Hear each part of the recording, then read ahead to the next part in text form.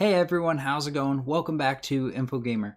For this lesson, we're going to be talking about the 3D primitive game objects that Unity provides for prototyping. Now let's get started. So in our lesson where we covered basic game objects, we showed you how to create an empty game object. You do that by going to the Game Object drop-down menu up at the top and then selecting Create Empty. This will create an empty game object within your scene and hierarchy. In that lesson, we were able to talk about all the attributes that you find within the inspector that constitutes that game object. Now the next option in the game object drop-down menu is a create empty child. Now this is virtually the same thing as creating an empty game object. The only difference is that when you select this option, it adds that new game object as a child to the currently selected game object in your hierarchy. So here you can see that we now have two game objects in our hierarchy, but this second game object is a child to the first one that we created. But now that we've reviewed game objects, we can talk about the next option in the drop-down menu, which is 3D objects. And in this lesson, we're going to be covering the game objects from cube all the way down to quad. The other game objects, such as ragdolls, terrains, and trees, we'll cover in later videos. Now, although these are just primitive geometric shapes that Unity provides us for the purpose of prototyping, that's not to say that you couldn't use these game objects within the final product of your game. Especially if your game is a simple geometric styled game, such as games like our Snake game tutorial, or even the platforms that we use in our Mario Run clone. There's also games like Zigzag Boom or Balls if you've ever played those games. Those are pretty popular. Now, as I've said, it's completely okay to use these geometric shapes in the final product of your game, but that's not the main reason that Unity provides these shapes. The reason why Unity provides these primitive geometric shapes is for the purpose of prototyping your game. A lot of times when you're just starting out to develop a game, you don't have any of the assets or 3D models that you're going to be using in the final product of your game. And so Unity provides these geometric shapes to be placeholders for those game objects. And then once you have the assets and models, you can then replace these geometric shapes with those assets. Now let's talk about all the different options that Unity provides. We'll talk about what they are and what they look like in your scene. We'll also talk about what constitutes that game object inside the inspector. So the first object is a 3D cube, and let's go ahead and select that. Now within the scene and the game view, you can see this cube game object. And I'm going to go ahead and center it in our scene. So 0, 0, 0. Now this game object, you can see that it's named cube in the hierarchy. And you can change the name of this game object if you want. That's just the default name that Unity gives this game object. Now when you have this game object selected, within the inspector you can see what constitutes this game object. So we have the standard attributes of a game object, just as every other game object within our scene. So we have the name, the tag, the layer, and so on. We also have the transform component because that's a required component on all game objects. The next component is what's called a mesh filter component, and this is what gives a 3D game object its shape. And so you can see that it has a variable which is currently assigned to cube. Now this is a 3D model mesh which is in the shape of a cube, and it's just a standard asset that Unity provides. And so this is the component that gives 3D game objects its shape. Now keep that in mind. Now we're going to skip the next component for now, the box collider component, but the next component I want to talk about is the mesh renderer component. Now we have the mesh filter component which gives a game object its shape, but the mesh renderer component is what makes it visible within the scene. So you can see that if I toggle off this component, there's no longer the 3D mesh of our game object because it requires both the mesh filter component and the mesh renderer component in order to create a 3D game object inside of Unity. One handles the shape of the game object, while the other handles the visibility of that game object. Now there's another attribute that I want to talk about regarding the mesh render component, and that is the materials attribute. Inside the materials attribute, you can see that we have a material assigned to it, and it is the default material that comes as a standard asset inside of Unity. With the material assigned, you get this additional component, which is kind of like a subcomponent, because without the mesh render component, you won't be able to see this material component. And essentially, this is just the ability to edit the current material attached to that game object. So you'll notice that all these settings regarding the assigned material to our game object are the same settings that you'll find when you select a material within your project window. Now currently you can see that none of the default material settings can be edited, and that's because it is the default material. If you want to be able to edit the material that's assigned to a game object, you have to create a new material, and here I have just a test material that I've created, and I can go ahead and drag it into the materials field of the mesh render component, which then changes the color and material of our game object. The next component that we want to talk about is the one that we skipped, which is the box collider component. Now because this is a cube game object, we need a box collider to match the shape of our game object. Now a box collider handles the physical solidness of a game object. It's what makes it so that two objects cannot phase through each other. So you can think of it as the mesh filter and mesh renderer components of a game object, giving that game object its visual shape, whereas the box collider gives that game object its physical shape. Now we'll talk about all these components more in depth in future videos when we go through all the components Unity has to offer. The next thing you should know about the cube game object is its common application for prototyping. Now most often, cube game objects are used to build the layout of levels within your game.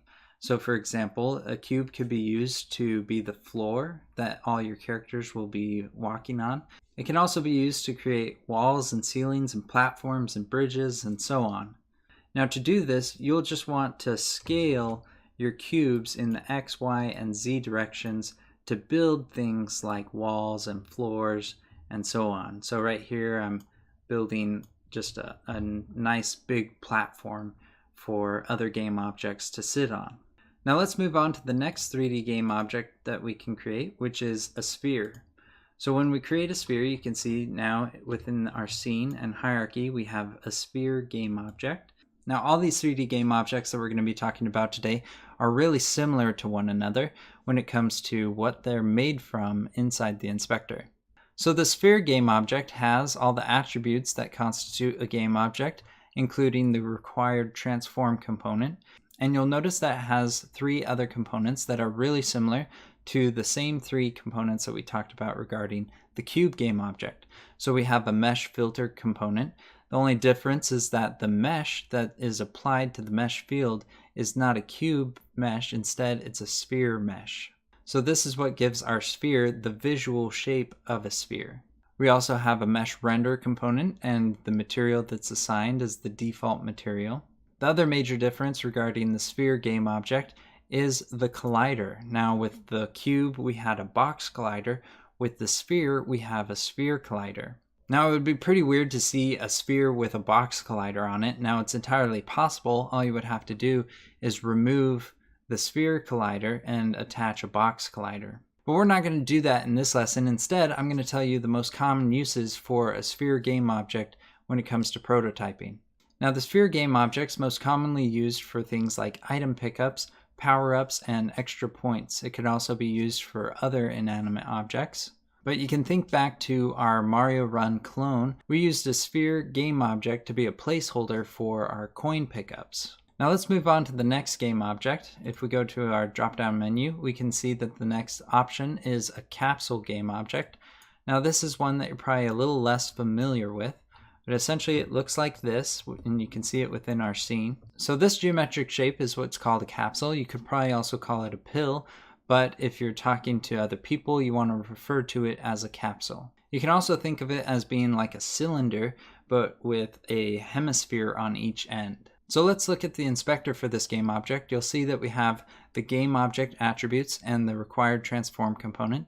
We also have the mesh filter component, but the difference is that the 3D mesh being used is a capsule mesh. That's what gives it its visual shape. We also have the mesh render component, but there's nothing different about this mesh renderer. And then the other main difference about this game object is the Capsule Collider. Now with all these collider components, you'll see a green outline on your game object when it's selected. And so with our capsule, you'll see all these green lines that go along the edges of our capsule. And if I were to turn off the Capsule Collider, you'll notice that the green lines become faded. Now if we go back to the other game objects like the sphere, you'll also see those same green lines. And the cube is a little harder to see. You can see it right here on this edge.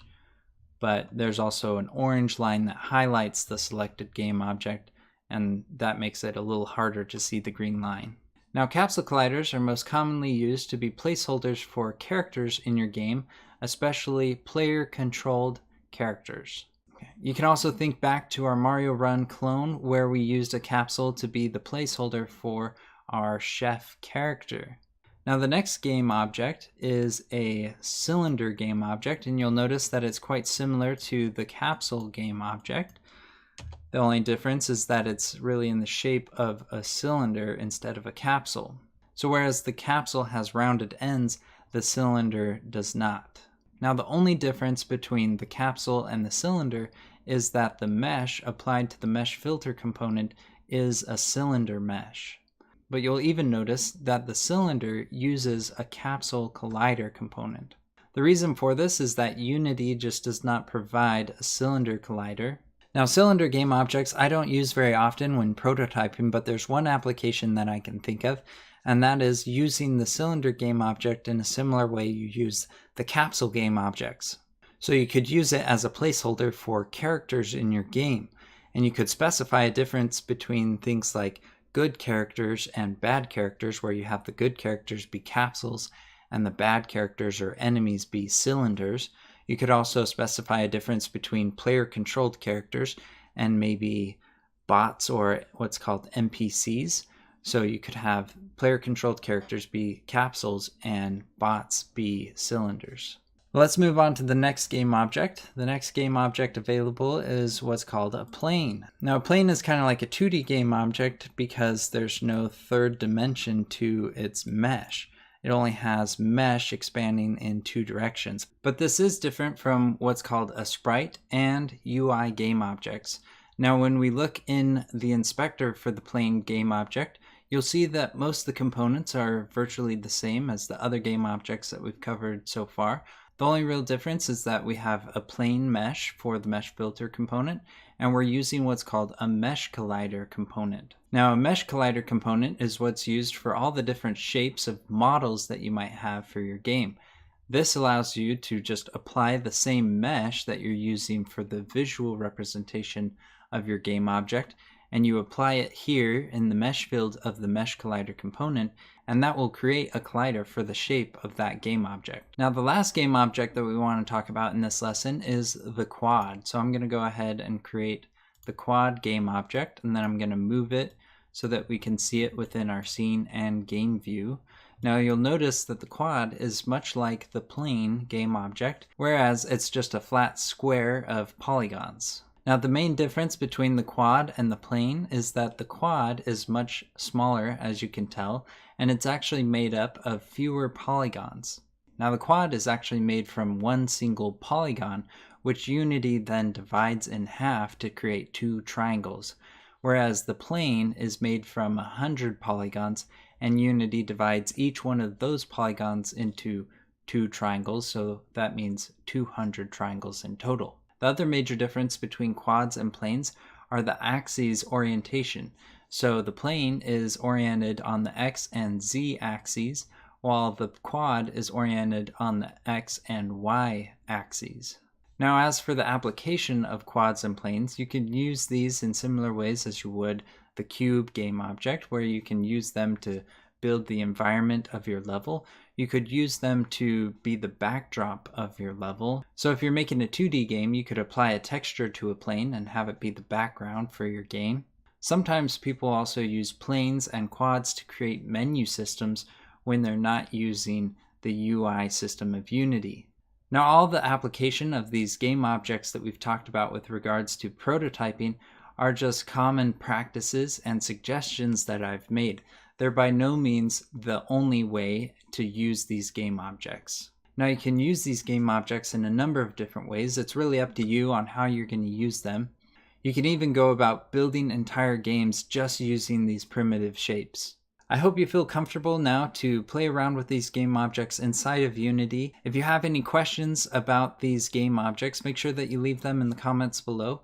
Also, make sure that you like this video and subscribe to our channel so you can get regular notifications when we release new videos. Thanks for watching, and we'll see you next time.